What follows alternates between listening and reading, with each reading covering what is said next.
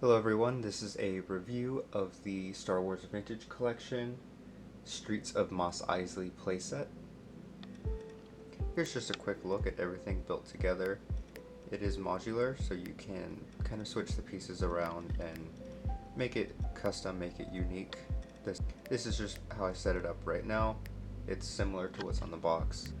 I just want to give you guys a quick look at everything together, and then we'll go in closer and take a look at the smaller details. Starting off with this main kind of entrance doorway section, what sticks out the most right away is the little droid thing that kind of pops out of the door and, greets people, asks who they are, what they're doing, it's kind of like a little security droid. So that's pretty cool. That moves around like that, but also if you just flip it around, there's like a little peg that you can move around, and then since we're back here, you can see there's a little button to slide the door open. So from the front, that just looks like this. Nothing special, but it's a fun little feature. And then right underneath the droid is just a little data pad thing with some buttons. No paint apps on the door, but some nice sculpting in there. And then on the sides, there's like these black ridges as well. Towards the bottom are some steps. And then there's just like these little walls on each side. So it kind of encloses it in. Adds some depth to it, which is nice. On the left side is 3 peg holes, and on the right side are 3 pegs. Next is this just kind of basic looking wall piece. There's literally not much going on. Here's what the bottom half looks like. There's sort of like a little indent square, and then some sort of grate on top, as well as 2 little nodules, I don't know what I'm saying. These things, just little details in the wall. Either way, it looks pretty nice. And it's a good backdrop for some of the crates, or if you want to put like the Jawa there, whatever. And then it has this little piece that goes right here. It just kind of slides up. It doesn't peg in or anything, but it's like a little I don't even know what to call it. Just a random like pipe detail thing right there. Either way, it's pretty cool, but because it's flat and it doesn't necessarily peg in anywhere specific, you can kind of just put it up against any flat wall you want, and then just customize it to your liking, Same as the other piece. On the left side are the peg holes, and then on the right side are the pegs. Finally, probably the most boring piece, I would call it, is just this giant archway. Not much happening at all, but it has options to kind of turn it into a corner piece with these pegs on the front, but then there's also pegs on the side, and then peg holes on this side, just like everything else. And then what's kind of interesting is the bottom has like a sandy, almost kind of smooth look to it. But it adds character. It's a cool little archway. It could be like the entrance to your little town, whatever you want to make it. But I think as a corner piece, it works pretty well. But yeah, there's just not much else happening with it. Alright, taking a closer look at the accessories. Here is crate number 1. They do open up. You can put things inside, and then there's an identical one, just a different color, like that. This one opens up as well. Next is this big, I don't even know what to call it, like an oil drum maybe.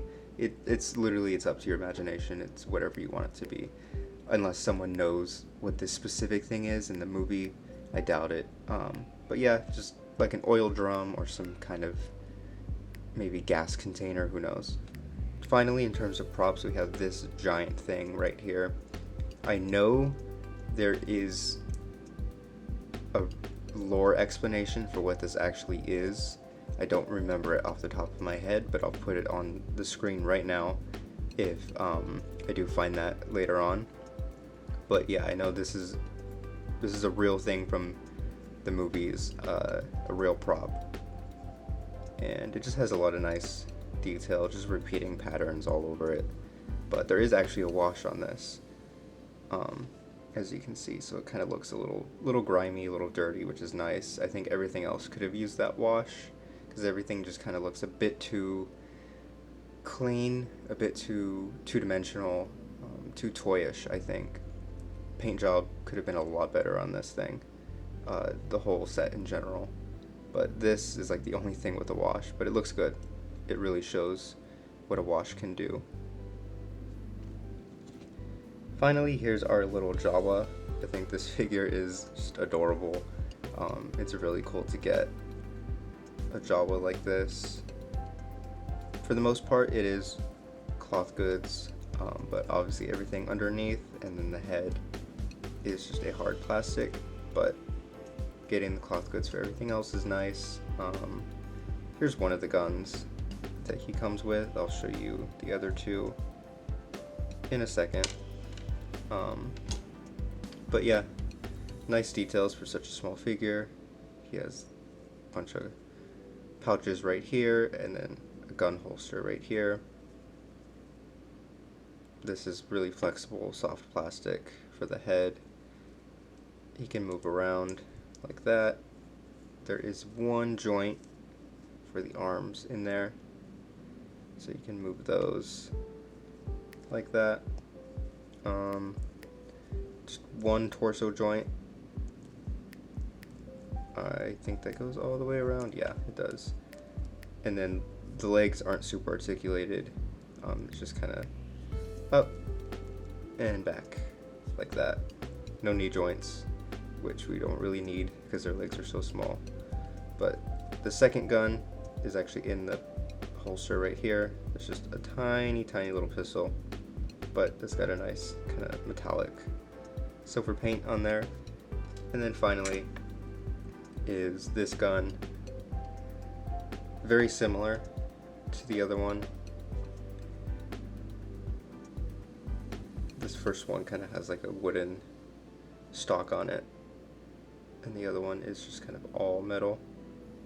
But yeah, 3 guns is kind of cool in terms of accessories. I am glad that it comes with a bunch of accessories, because it kind of feels like you're getting your money's worth for such a small figure. But I think in general, you know, the detail on him is just really cool. And for such a small figure, you know, it doesn't feel like a rip-off.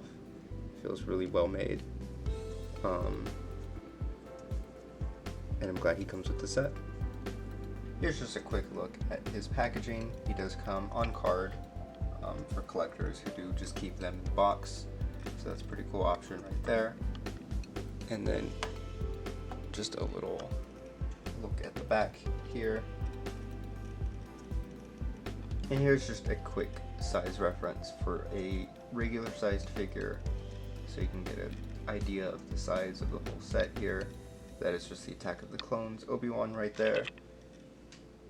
And then here is Kanan Jarrus as well.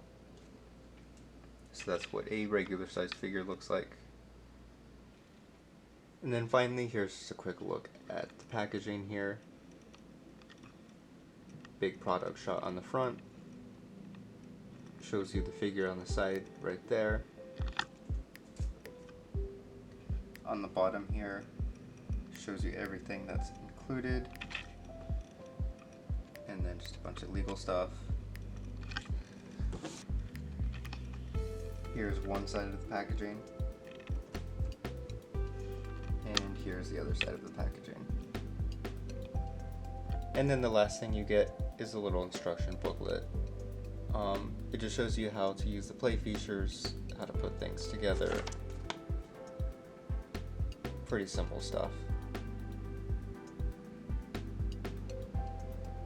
Overall, I think this is a really fun piece. It could use a lot more paint apps, it could use a wash. Maybe another figure, like another Jawa would have been nice. but overall, for what you get for the price, it's not too bad. I just really think it could use some more paint apps on it. It's a good piece for photography, it's a good background on your shelf, it's a good little diorama for your figures overall. Thank you guys so much for watching. Please like and subscribe, and I'll see you in the next video.